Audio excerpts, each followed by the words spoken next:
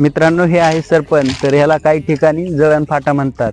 तर मित्रांनो, आता बहुतेक जणाला हे माहीत पण नसेल किंवा काही जणांना माहीत असेल.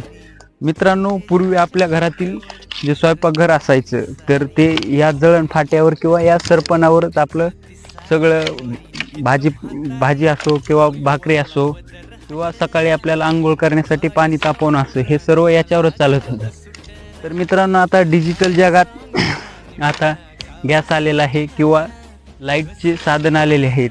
त्यामुळे मित्रांनो, हे आता बऱ्याच प्रमाणात नाहीसं होत चाललेलं आहे. तर मित्रांनो, हे आपलं स्वस्त मस्त आपल्या शेतात कापूस असेल किंवा झाडे झुडपे असेल ते वाळल्यावर आपण त्याला एका जागेवर करून ठेवतो आणि जसं लागेल तसं पूर्वी याला घेऊन जायचे. तर आता ही परंपरा मित्रांनो